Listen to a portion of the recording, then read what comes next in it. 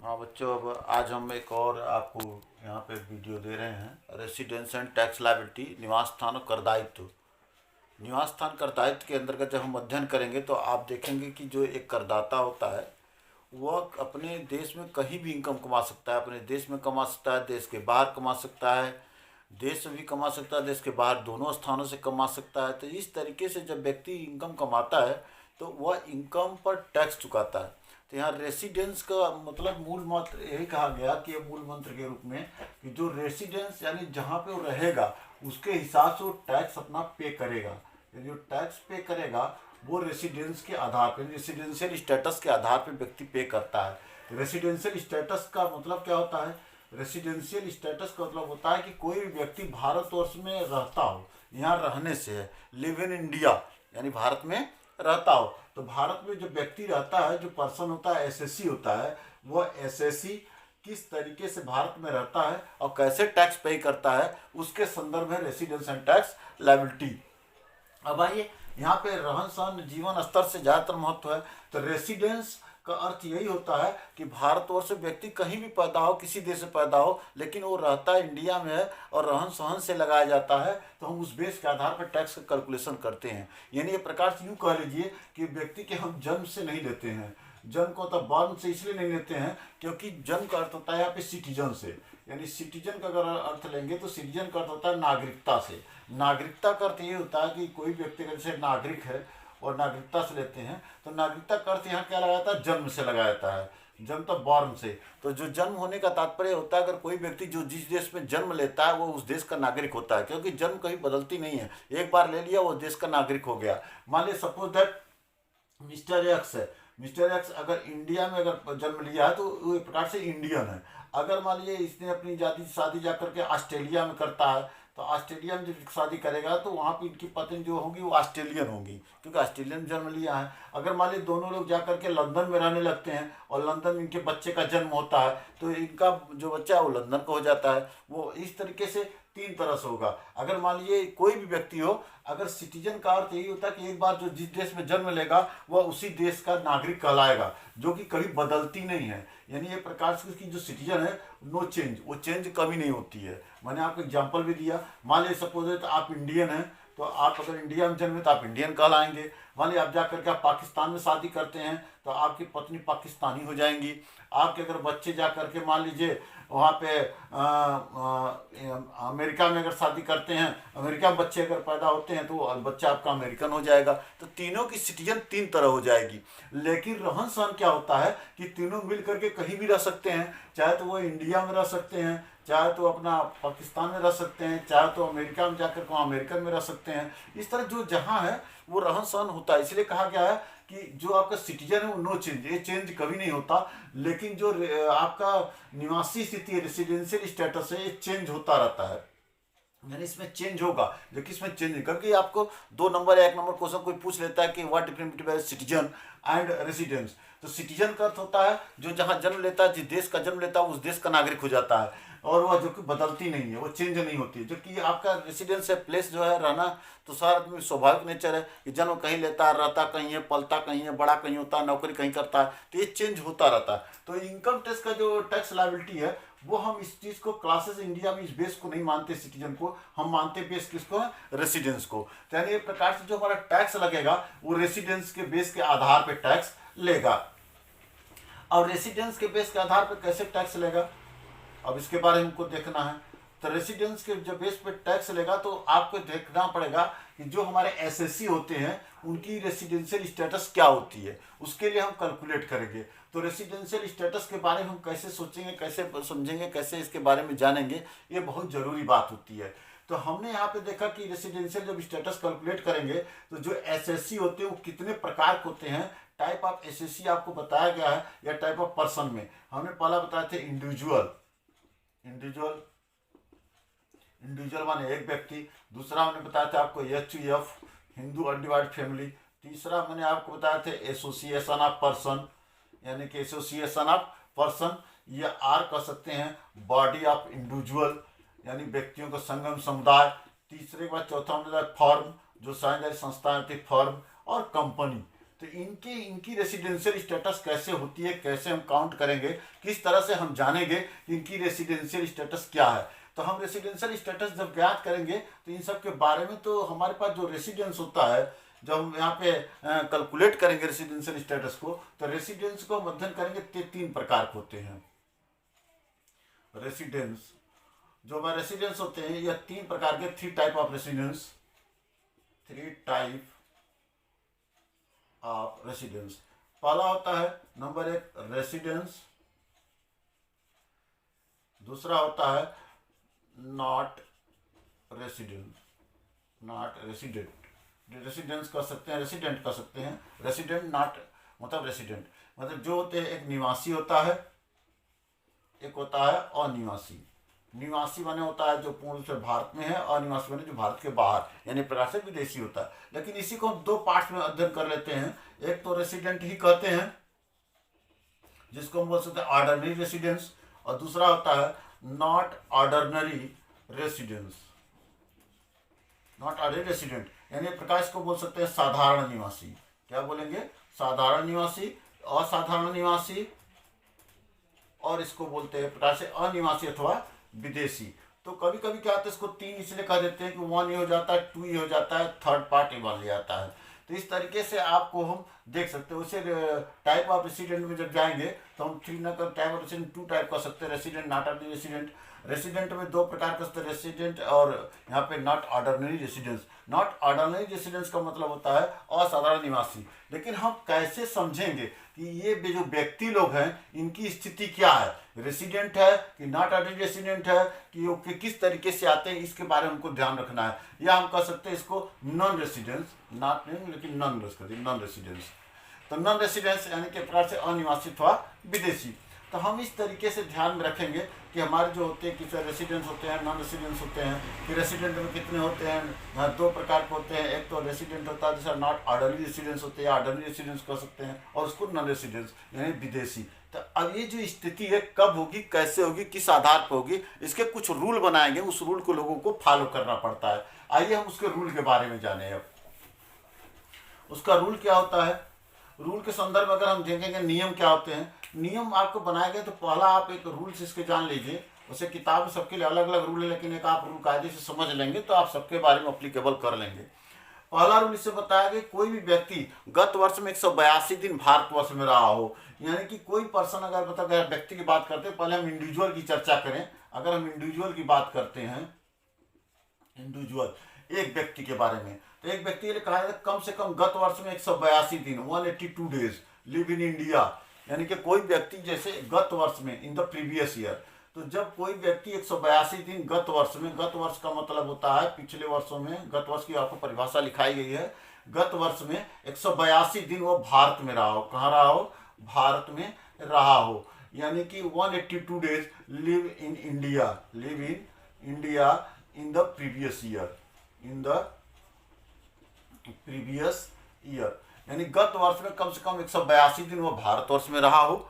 और अगर गत वर्ष में 182 दिन भारतवर्ष में रहने के साथ साथ उसके और भी एक रूल बनाएगा। अगर कोई व्यक्ति गत वर्ष में भारत में 182 दिन नहीं रहता है, 182 दिन रहने का मतलब यह होता है कि गत वर्ष का मतलब जो पिछले साल 182 दिन वो भारत में हो, लेकिन भारत में 182 दिन कंटिन्यू हो ऐसा नहीं है। कुल मिलाकर के 365 दिन में वह भारतवर्ष में कहीं भी रहा हो। ये नहीं कि भारत के नक्शा के अंदर वह चाहे पहाड़ पे, चाहे पानी में, झरना में, चाहे नदी, तालाब, कुआं, मंदिर, मस्जिद, स्टेशन, या कहीं रूम लेकर के कहीं रह करके कुल मिलाकर टोटल 182 डेज उसको पूरा करना है। ये कोई जरूरी नहीं कि निश्चित ही को लगातार कंटिन्यू रहना चाहिए, ऐसा नहीं है। उसका पूरे साल में मिला करके वो भारत में रह सकता है। मान लीजिए बीच में विदेश जाना चाहे, विदेश जाए, अगल बगल देश कंट्री कहीं भी घूम टहल करके वह व्यक्ति भारतवर्ष में आ जाना चाहिए। तो अगर ऐसा कोई व्यक्ति है जो कि भारत के बाहर भी जा रहा है, भारत के भीतर भी है, तो आना जाना लगा रहे, लेकिन उसको कुल मिलाकर जब 1 साल हो जाए तो 182 दिन वो भारतवर्ष से पूरा कर सकता है। लेकिन हमारे यहाँ कुछ ऐसे व्यक्ति होते हैं जो भारत के बाहर भी रहते हैं, भारत के बाहर जाकर वहाँ रहने लगते हैं, तो उनके पूर्वज यहाँ भ्रमण करने के लिए, घूमने के लिए आते हैं। या कुछ लोग ऐसे होते हैं जो शिप जलयान पे काम करने वाले लोग होते हैं, आना जाना लगाए रहते हैं, तो उसमें टाइम काफ़ी लग जाता है। कई हमारे अम्बेसडर, दूतावास हैं जो बाहर रहते हैं। तमाम ऐसी चीज़ें हैं जो हमारी एजेंसियाँ नौकरी करने के लिए लोग बाहर निकल जाते हैं, फिर वो मतलब लौट करके इंडिया आते हैं। तो जब अगर इस कंडीशन को फुलफिल नहीं कर पाएंगे, यदि नहीं कर पाएंगे तो तो उसके स्थान पे एक दूसरा इन्होंने रूल लगाया है कि वह 60 दिन 60 डेज, यानी कि 60 डेज सिर्फ यही रहेगा कि गत वर्ष में कम से कम वो 60 दिन भारतवर्ष में रहा हो, 60 डेज लिव इन इंडिया जो आपको रहा हो गत वर्ष में, और साथ में जब 4 ईयर हो जाता है तो 4 ईयर में 365 दिन 365 डेज लिव इन इंडिया, यानी कि कहने का मतलब गत वर्ष में वो जो था 182 दिन भारतवर्ष में रहा हो, वो तो पहला रूल था। अगर इन केस वो फुलफिल नहीं कर पाता तो उसके स्थान पे गत वर्ष में वो 60 दिन, यानी कि जो प्रीवियस ईयर में वो 60 डेज लिव इन इंडिया और विथ उसके साथ में 4 वर्षों में 365 दिन वो भारत में पूरा करता हो। तो यानी कि ये के या तो फिर ये दोनों कंप्लीट करें, ये चीजें अगर में से कोई एक शर्त कंप्लीट होना उसका जरूरी है। इसके साथ में कुछ इसके बाद एडिशनल कंडीशन होते हैं। तो एडिशनल क्या कंडीशन होते हैं? एडिशनल जो कंडीशन उसको आपको ध्यान में रखना पड़ता है। एडिशनल कंडीशन जो होते हैं अतिरिक्त तो क्या होता है उसके बारे में आपको ध्यान रखेंगे। तो यहाँ पे हम क्या रखेंगे, अतिरिक्त जो शर्तें होंगी उसमें ये पॉइंट हम कह सकते हैं कि वह गत वर्ष के पूर्व के 10 वर्षों में, यानी जो 10 ईयर, यानी जो आपका गत वर्षों के पूर्व के 10 वर्षों में यहाँ पे 2 वर्ष, 2 ईयर्स 2 वर्ष वह भारत में रहा हो। कहाँ हो? भारत में रहा हो। यानी कि वह जो 10 ईयर में इन द प्रीवियस ईयर जब 10 ईयर हो जाता है तो उसको 10 वर्ष के 10 वर्षों के मतलब कि पूर्व के 10 वर्षों में वह 2 वर्ष कम से कम भारतवर्ष में रहा हो। 2 ईयर्स 10 वर्षों में 2 वर्ष वह भारत में रहा हो। साथ साथ में बी पॉइंट, यदि वह 7 वर्ष में अगर होता है 7 वर्षों में वह मतलब कि 730 दिन, 7 वर्षों में 730 दिन भारतवर्ष में रहा हो, यानी लिव इन इंडिया यदि वह भारत में रहता है। तो ये जो शर्तें 2 बताई गई कि वह कम से कम 182 दिन भारतवर्ष में रहा हो, ये चीजें हैं। अगर यह ना फॉलो करता तो ये फॉलो करता, 60 डेज लिव इन इंडिया मतलब ये 60 दिन भारत में रहा हो, पूर्व के 4 वर्षों में 365 दिन भारत में रहा हो, ये अभी नियम है। इसके अलावा 2 अतिरिक्त नियम और बनाए गए हैं जिसमें आपको एडिशनल नियम क्या है, नंबर 1 पूर्व के 10 वर्षों में 2 वर्ष भारत में रहा हो और पूर्व के 7 वर्षों में 730 दिन भारत, ये अतिरिक्त शर्तें हैं। ये दोनों शर्तें इतने रूल बनाए गए। अब ये रूल कैसे इन व्यक्ति पर अप्लीकेबल होगा ये आपको ध्यान में रखना है। तो कैसे अप्लीकेबल होगा आप ध्यान में रखिए। नंबर 1 सारी बातें देखिए कैसे कैसे ध्यान में रखेंगे, इस नियम को रखते हुए काम करेंगे। आइए सबसे पहले हम बात करते हैं इंडिविजुअल की। किसकी बात करेंगे? इंडिविजुअल की।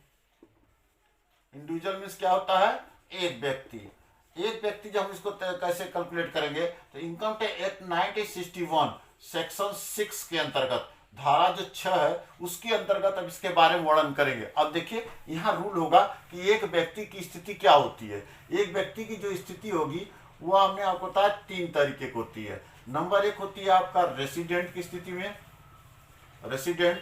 दूसरा नॉट ऑर्डिनरी रेसिडेंट, और तीसरा होता है नॉन रेसिडेंट।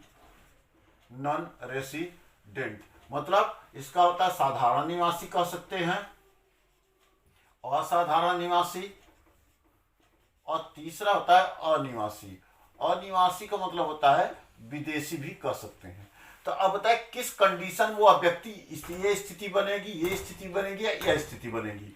तो आप इंडिविजुअल के लिए रूल क्या होता है, अगर आप निवासी स्थिति अगर आप बनाना चाहते हैं किसी व्यक्ति को रेसिडेंट के लिए, तो रेसिडेंट के लिए फॉलो नियम क्या है कि वह कम से कम 182 दिन भारतवर्ष में रहा हो, यानी इन द प्रीवियस ईयर में जो है वो 182 डेज लिव इन इंडिया वो भारत में रहा हो, यानी जो नंबर 1 रूल है। नंबर 1 रूल यह है, और इसके साथ प्लस आपका ए और बी, यानी कि 10 वर्षों में 2 वर्ष और 7 वर्षों में 730 दिन वह पूरा करता है, यानी ए और प्लस बी।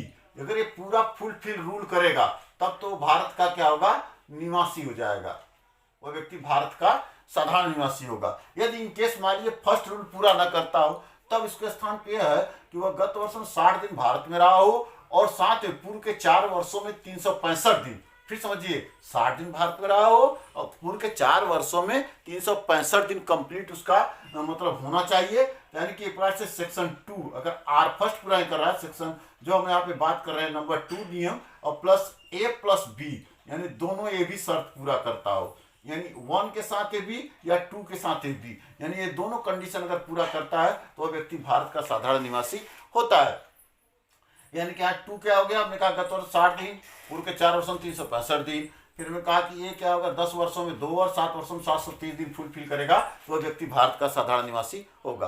असाधारण निवासी के लिए क्या होता है कि इसमें नंबर 1, अब देखिए यह रूल यानी नंबर 1 वो तो पूरा करना ही करना है, तो नंबर 1 अगर पूरा करता हो प्लस ए अगर पूरा करे या आर बी पूरा नहीं करता हो या 1 प्लस बी पूरा करता हो ए न करता हो या केवल ओनली 1 पूरा करता हो, अगर ये तरीके के शर्तें अगर पूरा करता है यानी कि ए प्लस बी या यहाँ पे 1 या हम कहते हैं ओ आर 1 प्लस बी या आर केवल ओनली 1, और बाकी अगर कोई भी शर्त पूरे से ये शर्त पूरा किया, इन दोनों में से अगर एक पूरा किया एक नहीं किया, या इसको किया ये पूरा किया इसको नहीं किया, या एक किया ये दोनों नहीं किया केवल एक ही किया, तो ऐसी स्थिति में वह व्यक्ति जो है असाधारण निवासी होता है। वही सेम बी के लिए है, अगर मान लीजिए यहाँ पे 2 प्लस यहाँ पे ए पूरा करे या आर 2 प्लस बी पूरा करे या आर ओनली 2, यानी कि ये नियम पूरा करे या इन दोनों में से कोई एक करे, तो ऐसी सिचुएशन में अगर केवल एक ही पूरा करे दोनों न करे तो ऐसी व्यक्ति में क्या होता है, वह व्यक्ति असाधारण निवासी होता है।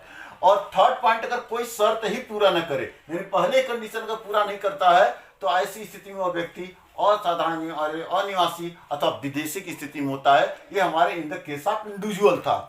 अब आते हैं बात, हम जब इंडिविजुअल की बात हो जाती है तो अब हम इसके बाद और भी व्यक्ति हैं, जैसे हमने कहा एचईएफ है। अगर एचईएफ की बात आती है, एचईएफ या हम यहाँ पे एओपी या हम बात करते हैं मतलब कि फर्म, अगर इन सब की चर्चा करते हैं तो इसमें क्या होता है कि आप एचईएफ के बारे में और एओ के बारे में, फर्म के बारे में, अब इन सब में एक ही बात सबसे महत्वपूर्ण होती है, जो इसका कर्ता होता है। एचईएफ का कर्ता मतलब क्या, मुखिया, इसमें तो मुखिया होता है, और इन लोग के जो मुखिया वगैरह होते थे कैसे करेंगे, इनका मुखिया का प्रबंध और नियंत्रण, यहाँ मैनेजमेंट की बात आती है, प्रबंध और नियंत्रण कहाँ से होता हो, भारत में होता हो, भारत में होता हो, यानी कि चाहे वो पूर्ण रूप से हो चाहे आंशिक रूप से। पूर्ण रूप का मतलब होता है जहाँ संस्था उसी जगह से काम करता हो, या बाहर के बाहर तो यहाँ से कुछ देख न देखते हो या स्थान प्लेस बदलते हो, तो जरूरी कि जहाँ प्रबंध और नियंत्रण होता हो वहाँ फर्म भी हो, वो दूरी भी हो सकती है, प्लेस स्थान परिवर्तन हो सकते हैं। तो प्रबंध और नियंत्रण यानी management control live in India, उसका प्रबंध और नियंत्रण भारत में होता हो, या दूसरी पॉइंट वो भारत में स्थित हो, भारत में क्या हो सब स्टेब्लिश हो, ये सारी बातें यहाँ पे है। तो ये सभी चीजों के पर पूरा करता है। साथ में एचईएफ के लिए ये भी रूल फॉलो करना जरूरी होता है, जो एडिशनल शर्तें हैं, 10 वर्षों में 2 वर्ष, 7 वर्षों में 730 दिन, अगर ये दोनों पूरा कर लेगा तब तो वो व्यक्ति क्या होता है, रेसिडेंट के रूप में होता है। दूसरी बात, अगर प्रबंध नियंत्रण भारत में होता है, एक शर्त पूरा करेगा और एक नहीं करता है तो वहां पे नॉट ऑर्डरली रेसिडेंट होता है, नॉट ऑर्डरली रेसिडेंट होता है। किसके लिए, केवल हम बता रहे हैं एचईएफ के लिए बात कर रहे हैं। और इसके बाद नॉन रेसिडेंट तब होता है जब वह इनमें से कोई शर्त ही पूरा नहीं करता है। ये केवल इनकी में तीनों कंडीशन था, resident, not orderly resident, non resident. लेकिन अब फर्म और कंपनी यानी फर्म और एओपी ये के लिए ये नॉन रेसिडेंट होते ही नहीं, ये सीधे सीधे होते हैं, ना नॉट ऑर्डरली रेसिडेंट्स नहीं होते हैं, ये केवल क्या होंगे, रेसिडेंट या होंगे नॉन रेसिडेंट, नॉन रेसिडेंट। ये नॉट ऑर्डरली रेसिडेंट्स नहीं होते, नॉट ऑर्डिनरी रेसिडेंट ये नहीं होते हैं। क्यों, क्योंकि आप इनका प्रबंध और नियंत्रण भारत में रहता हो या भारत में स्टेब्लिश हो, बस सही बात, इनका प्रबंध नियंत्रण भारत में हो या भारत में स्टेब्लिश हो, तो इस तरीके से होंगे। अगर भारत में स्टेब्लिश नहीं है, प्रबंध नियंत्रण नहीं है, तो ऐसी स्थिति में वो नॉन रेसिडेंट होगी। वही बात कंपनी के संदर्भ में है। कंपनी के बारे में, कंपनी क्या होगी, या तो भारत में होगी, कंपनी के बारे में देखेंगे तो इसका भी नियम है, प्रबंध और नियंत्रण मैनेजमेंट कंट्रोल हो भारत में हो या भारत में स्टेब्लिश हो, या जब भारत में स्टेब्लिश है या भारत से प्रबंध नियंत्रण है, भारत में कंट्रोल है, तो ऐसी कंपनी होगी। और बाहर अगर है तो वो आपके लिए जो है कि नॉन रेसिडेंट होगी। तो आप देखिए एचईएफ केवल 3 कंडीशन थे, resident, not ordinary resident, non resident. लेकिन एओपी फर्म और कंपनी में केवल 2 ही बात होती है, वह रेसिडेंट होगा या तो नॉन रेसिडेंस होगा, तो या तो निवासी होगा तो अनिवासी होगा। तो इस आधार पे हम इसको कैलकुलेट करते हैं रेसिडेंस एंड टैक्स लायबिलिटी के बारे में। अब रेसिडेंस टैक्स लायबिलिटी के बारे में जब इतना हम जान लेते हैं तो आइए इसका हम कैलकुलेशन कैसे करते हैं, किस तरीके से आपको ध्यान में लगाना पड़ता है। इसमें जैसे आपको पूछा जाता है, मान लीजिए मिस्टर एक्स है, मिस्टर एक्स है, वह कहा जाता है कि आपको 1 अप्रैल को वह अमेरिका गया और पता लगता है वो जून में लौटा, और फिर वो उसके बाद वो नवंबर में अपना मतलब कि लंदन गया, फिर पता लगा वो दिसंबर में लौटा। तो आपको ये पता लगाना कितने दिन भारत के बाहर था और कितने दिन भारत में था। अगर मान लीजिए सपोज दैट हमने कहा 365 दिन होता है, अगर भारत के बाहर उसने मान लीजिए कि भारत के बाहर 200 दिन बिता लिया, तो ऐसी स्थिति में बचेगा कितना में से 165। तो जो 182 डेज है वो पूरा कंप्लीट नहीं कर पाता है। जब कंप्लीट नहीं कर पाएगा तो उसी बेस के आधार पर तय करते हैं निवासी स्थिति है कि नहीं है, क्या है, कैसे है, उस बेस के आधार पर हम लोग यहाँ पे कैलकुलेट करते हैं और देखते हैं। तो इस चीज को आपको ध्यान में रखना होगा। हम इसे डेट और मंथ के हिसाब से कैलकुलेट करते हैं, उस बेस के आधार पर तय करते हैं वो निवासी स्थिति है कि नहीं है। अब आइए हम इसको कैसे कैलकुलेट करेंगे, इसका रेसिडेंट टैक्स लायबिलिटी कैसे हम निकालेंगे, यानी जो लायबिलिटी कैसे टोटल लायबिलिटी किसी की निकालते हैं आपको ध्यान रखना होगा। तो इसके निकालने के लिए आपको 2-3 पॉइंट ध्यान रखना है। नंबर 1, कोई भी अगर इनकम है, कोई भी इनकम अगर है जो इंडिया के अंदर इन हो, इंडिया में इन हो या इंडिया से आउट हो रही है, तो वो किसी भी दशा में हो टैक्स लायबिलिटी बनेगी। वह टैक्स लायबिलिटी किसी दशा में, किसी व्यक्ति कोई भी इनकम है अगर वह इंडिया में, मैंने कहा वह इंडिया में क्या आ जाए, वह इनकम इंडिया में इन हो रही है या इंडिया से आउट हो रही है, तो उसकी रेसिडेंशियल स्टेटस कुछ भी हो सभी दशा में टैक्सेबल होगा, चाहे वो कहीं किसी भी प्रकार की इनकम हो। दूसरी पॉइंट आपको ध्यान में रखना है, कोई भी इनकम, यदि कोई भी इनकम है अगर वह इंडिया से कंट्रोल हो रही है, उसका क्या है, इंडिया से कंट्रोल किया जा रहा है, तो ऐसी स्थिति में केवल रेसिडेंट और नॉट ऑर्डरनी रेसिडेंस में यह टैक्सेबल होगा, बल्कि जो नॉन रेसिडेंस है उसमें नील हो जाएगा। नॉन रेसिडेंस में क्या हो जाएगा, वह नील हो जाएगा। इसके अलावा थर्ड पॉइंट है any other income. Any other कोई भी इनकम हो, एनी अदर इनकम कोई भी हो, जैसे एसएससी है, एसएससी का कोई भी अन्य अदर इनकम है इसके अलावा, तो सभी दशाओं में क्या हो जाएगा, आपका टैक्सेबल होगा, मतलब कि सॉरी केवल रेसिडेंस की स्थिति में यह टैक्सेबल होगा, बाकी स्थिति में नहीं हो, क्योंकि वह इंडियन अगर है रेसिडेंट की स्थिति बनेगी। कोई भी इनकम कहीं का भी इनकम हो, जैसे जापान में कमाया, जापान में जमा किया, अमेरिका में कमाया, अमेरिका में जमा किया, वहीं जमा किया, तो ये सारी चीजें जो है, जो एसएससी है वह इंडियन होने के नाते वह रेसिडेंट की स्थिति में वह जब रहेगा तो टैक्सेबल होगा, बाकी सब में एग्जेम्प्ट हो जाते हैं। इसके अलावा फोर्थ पॉइंट, कुछ चीजें हैं जो फुल्ली एग्जेम्प्टेड होंगे। एग्जेम्प्टेड मतलब वो टैक्सेबल नहीं होते हैं, वो टैक्स लेते हैं, जैसे Indian agriculture income, Indian agricultural income, ये पूर्णतः एग्जेम्प्ट है। Number 2, dividend from domestic company, dividend from domestic company. Domestic company का मतलब होता है इंडियन कंपनी का। अगर इंडियन कंपनी का कोई भी अगर आपका डिविडेंड वगैरह है तो एग्जेम्प्ट होगा। इसके बाद आपका है पास्ट अनटैक्स्ड इनकम, पास्ट अनटैक्स्ड इनकम, इस तरह से कोई इनकम है। इसके बाद किसी प्रकार गिफ्ट है तो गिफ्ट को भी ध्यान रखते हैं। तो ये सारी चीजें जो होती है लगभग आपके एग्जेम्प्ट होती है। तो एग्जेम्प्ट का मतलब होती है कि यहाँ पे एग्जेम्प्ट होंगे, बाकी जब अदर सोर्सेस वगैरह देखें वहाँ क्या होता है। तो रेसिडेंट टैक्स लायबिलिटीज में इन बातों को ध्यान में रखें, चारों पॉइंट को ध्यान में रखना है। अब इसको हम कैसे सॉल्व करते हैं इसके बारे में ध्यान में रखेंगे। तो रेसिडेंट टैक्स लायबिलिटी कैलकुलेट करते समय आपको ध्यान, अगर कोई व्यक्ति ये पूछा जाता है, जैसे मान लीजिए मिस्टर महेश थे, उन्होंने भारत में कमाया और अपनी अमेरिका में जाके इनकम प्राप्त कर रहे हैं, या अमेरिका में कमाया भारत में ले आए हैं, तो ऐसी थी भारत में इनकम आ रही है, भारत से जा रही है, वो किसी सिचुएशन में सभी लोग टैक्सेबल होंगे। दूसरा चीज मैंने कहा कि अगर मान लीजिए कोई ऐसा इनकम है जो कि केवल भारत से कंट्रोल हो रहा हो, तो ऐसी स्थिति में रेसिडेंस नॉट अदर रेसिडेंस में टैक्सेबल होगा। तीसरी बात any other income, any other, इसके अलावा जैसे हमने कहा जाए कि जापान के कृषि आय, तो जापान से कृषि आय तो आप देखेंगे रेसिडेंशियल, अगर वो इंडियन है तो रेसिडेंट की स्थिति में लगेगा, बाकी सब में एग्जेम्प्ट होगा। अगर कहेगा जापान में मकान संपत्ति से जापान में जमा किया तो एक में होगा। अगर अमेरिका में इनकम कमाया, अमेरिका में कमा करके लंदन में जमा किया तो वो केवल एक में ही होगा। मतलब भारत के बाहर है कोई इनकम, तो भारत के अगर बाहर सारे इनकम है, भारत के बाहर ही वही इनकम टहल रहे हैं, घूम रहे हैं, उधर ही जमा हो रहे हैं, तो ऐसे सिचुएशन में हम यहाँ पे देखेंगे केवल एक स्ट्रीम होगी। अब इसका क्या फॉर्मेट होगा उसके बारे में हम लोग देख लें और उसके बारे में हम लोग उसको समझ लें, अच्छे से समझ लेंगे तो सारी चीज़ों को हम सॉल्व कर लेंगे। अब यहाँ पे हम लिखेंगे computation income from tax liability, tax liability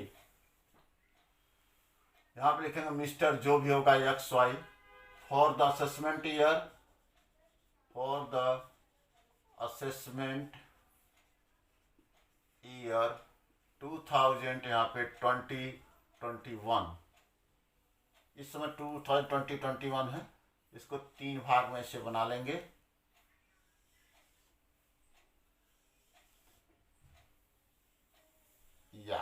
क्या बात है, पार्टिकुलर यहाँ पे रेसिडेंट, यहाँ पे नॉट ऑर्डिनरी रेसिडेंट, और यहाँ पे नॉन रेसिडेंट, इस तरह से 3 हो जाएगा। तो पहली बात मैंने कहा कि अगर कोई भी इंडिया में इनकम आ रही है, कोई भी इनकम इंडिया इन हो या इंडिया से आउट हो, इन हो या आउट हो, कोई भी इनकम, तो ये सभी दशा में टैक्सेबल होगा। तीनों वो इनकम दिखाएंगे। जैसे सपोज दैट आपसे कहा गया कि हमने जापान, मतलब मिस्टर एक्स है, जापान में आमदनी कमाया और जापान में कमा करके जापान में मतलब कि वहाँ से पैसा इंडिया में प्राप्त किया, तो तीनों में हो जाएगा। कोई इनकम कानपुर में कमाया, विदेश में ले जा करके वहाँ पे जमा किया, तो तीनों में होगा। कोई भी इनकम वाले जिसे कहता है कि लंदन में कमाया और भारत में ले आया, तो तीनों में होगा। भारत से कमाया विदेश में ले गया, तीनों में होगा। यानी जहाँ इंडिया शब्द आती है, इंडिया में सारी इनकम इन आउट हो रही है, तो उसका रेसिडेंशियल स्टेटस कोई भी हो टैक्सेबल होगा। दूसरी पॉइंट मैंने बताया, अगर कोई भी इनकम इंडिया से कंट्रोल हो रही है, इंडिया के कंट्रोल के सिचुएशन में है, जैसे कहा जाता है मिस्टर महेश ने मतलब भारत में, मतलब मिस्टर महेश अमेरिका में कमाए और उसका नियंत्रण और प्रबंध भारत से होता है, तो इसका मतलब वह रेसिडेंस भी तो देगा ही देगा, लेकिन वो नॉट ऑर्डिनरी रेसिडेंस की स्थिति में होगा। इसके अंतर्गत आपका नील हो जाएगा, क्योंकि जब फॉरेनर की कंडीशन बनेगा तो टैक्स फ्री होगा, फिर नहीं लगेगा। फिर तीसरा पॉइंट आपको देखना है any other income. Any other income का मतलब होता है इसके अलावा कोई भी इनकम हो, वो जब रेसिडेंशियल स्टेटस का इंडियन होगी तो सभी दशाओं में टैक्सेबल होगा। बाकी इसमें नील होंगे, नील होंगे, नील हो गए। रेसिडेंट की स्थिति में हमेशा सभी की इनकम इस तरीके का टैक्सेबल होगा जिसका भारत से रिलेशन नहीं है या भारत से कंट्रोल नहीं हो रहा है। जैसे आपसे कहा जाए कि मिस्टर महेश जापान में कमाया, जापान में जमा किया, तो जापान में कमाया, जापान में जमा किया, तो वह जो इंडियन होने के नाते यहाँ पे आपका टैक्स लगेगा, इन दोनों में नील हो जाएगा। फिर आपसे पूछा जाएगा कि जापान का एग्रीकल्चर इनकम, एग्रीकल्चर जापान का है तो एक में हमेशा रहेगा। तो अगर कहेगा dividend from the foreign company, foreign company का होगा, एक में हमेशा लगेगा। मतलब वो भारत में आया नहीं है ना, भारत से जा रहा है, तो ये चीज़ आपको ध्यान, भारत से कंट्रोल भी नहीं, एक में हमेशा ऑलवेज टाइम होगा। कुछ चीज़ें ऐसी हैं जो एग्जेम्प्ट होंगे।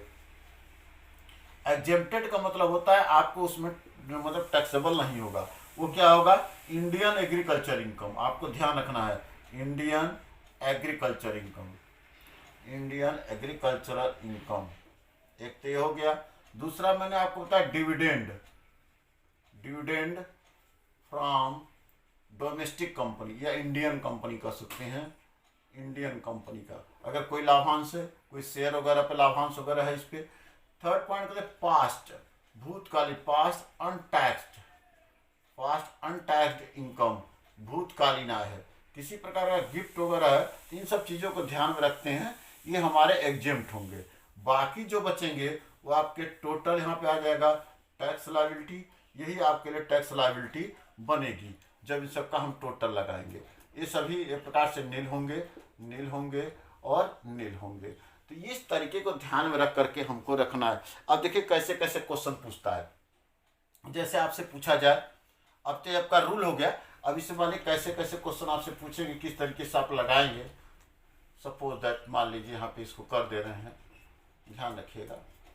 अब जैसे पूछा जाए नंबर 1, कोई भी इनकम इंडिया में रिसीव किया, तो इंडिया में अगर रिसीव कर रहे हैं तो तीनों में आमदनी होगी। कोई भी आपने देखा इंडिया में इनकम है, बाहर जा रही है, तब भी तीनों में होगी। अगर किसी प्रकार की कोई इंडियन इनकम आना, इंडिया से बाहर जाना, सब में शो करिए। और इसी तरीके से अगर इंडिया से कंट्रोल होगा 2 में होगा, अगर एनी अदर इनकम 1 में होगा, बाकी सब में छोड़ देंगे। ये सारी चीज़ें एग्जेम्प्टेड होती है। तो ये रेसिडेंस एंड टैक्स लायबिलिटी के रूल थे, इसके आधार पर, बेस के आधार पर हम लोग तय किए थे, और कैसे इसको देखते, कैसे सोचते हैं, उसके बारे में हम अब तय करते हैं। अब आइए इसकी एक समरी के रूप में हम तैयार करते हैं। समरी के रूप में आप ध्यान रखेंगे।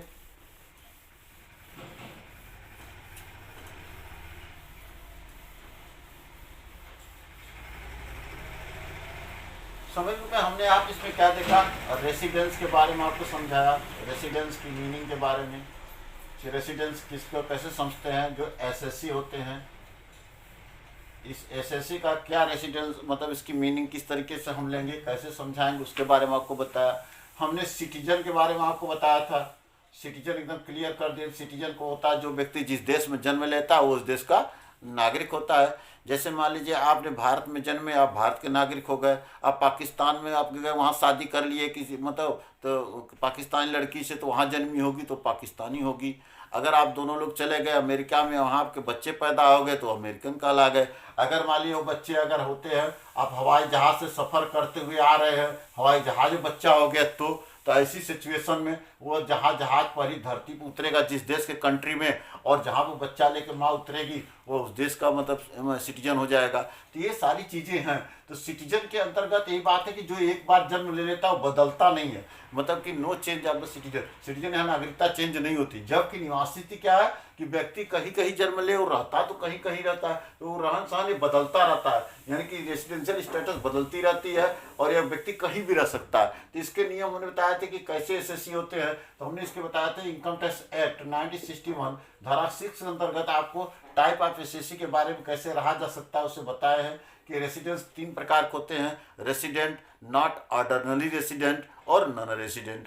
फिर हमने कहा था कि इनके कैसे काउंट होंगे। तो इंडिविजुअल एक व्यक्ति के बारे में बताए थे, एक व्यक्ति कैसे कैसे होता है। तो इसमें हमारा एसएससी का मीनिंग हो रहा था। फिर टाइप ऑफ हम आपको बताए थे, टाइप ऑफ यहाँ पे हमने resident, residence, type of residence के बारे में बताया था। फिर इसके बताए थे प्रोसेस, प्रोसेस ऑफ रेसिडेंस, कैसे इसके हम रेसिडेंस के प्रोसेस समझेंगे। फिर हमने इसके बताए थे मतलब आपको कैलकुलेशन बताए थे कि computation, computation of tax liability, कैसे हम टैक्स लायबिलिटी का कंप्यूटेशन करते हैं। ये सारी चीज़ें हमने आपको बताए हैं और आपको पूरा डिटेल समझा दिए हैं। तो ये हमारा पूरा रूल था, पूरा सिस्टम था, पूरा तरीका था। तो एक प्रकार से बच्चों हम आपको फिर समरी के रूप में बता रहे हैं। रेसिडेंस टैक्स लायबिलिटी का अर्थ यही कहलाता है कि कोई भी व्यक्ति जो भी है जहाँ अपने देश में रहता है, रहने के लिए कहीं भी रह सकता है। कोई जो भी कंटिन्यू भारतवर्ष में रहा हो, कहीं भी रह सकता है, दिन रात मिला करके अपना, चाहे वो किसी शहर के भारतवर्ष में रहता हो, कुल मिला के 182 दिन भारतवर्ष में रहा हो। और साथ में मैंने कहा था कि पूर्व के 10 वर्षों में 2 वर्ष 7 वर्षों में 730 दिन अगर भारत में बिताता हो तो वह व्यक्ति भारत का असाधारण निवासी, साधारण निवासी माना जाता है। इसको रेसिडेंस कहते हैं। यदि किसी कारण से 182 दिन नहीं पूरा कर पाता तो उसके स्थान पर मैंने आपको बताया था कि गत वर्ष में कम से कम 60 दिन भारतवर्ष में रहा हो, और पूर्व के 4 वर्षों में 365 दिन भारत में रहता है, और साथ में 10 वर्षों में 2 वर्ष और 7 वर्षों में 730 दिन अगर कंप्लीट करता है तो वह व्यक्ति भारत का जो है साधारण निवासी माना जाता है। असाधारण निवासी के लिए मैंने कहा था कि गत वर्ष 182 दिन भारतवर्ष में रहा हो, अतिरिक्त दोनों जो शर्तें मैंने बताए थे, 10 वर्षों में 2 वर्ष और 7 वर्ष 730 दिन कंप्लीट न करता हो, या एक शर्त पूरा करता है एक न करता तो वह आपका असाधारण निवासी होता है। यदि 182 दिन के स्थान पे अगर गत वर्षों में 60 दिन और पूर्व के 4 वर्षों में 365 दिन पूरा करता हो, अतिरिक्त दोनों शर्तों में एक शर्त पूरा करे न करे तो वह व्यक्ति असाधारण निवासी होता है। अनिवासी के लिए कुछ शर्त ही न पूरा करता है। तो ये सारी चीज़ें हैं आपको। और फिर इसमें मैंने कैलकुलेशन आपको बताया थे, कैसे कैसे कैलकुलेट किए जाते हैं, कैसे कैसे इसका अध्ययन किया जाता है, किस तरीके से अध्ययन किया जाता है, ये आपको पूरा डिटेल हमने आपको समझाया। अब साथ ही मैंने कहा था कि कैसे आप समझेंगे कि ये रेसिडेंट है, नॉट रेसिडेंट है, कितने इसको रूल को बताया, और कैसे कंप्यूटेशन करते, कैसे गणना करते हैं उसके बारे में आपको बता दिया। तो ये एक छोटा चैप्टर था जिसमें हमने रेसिडेंस टैक्स लायबिलिटी के बारे में आपको बताया।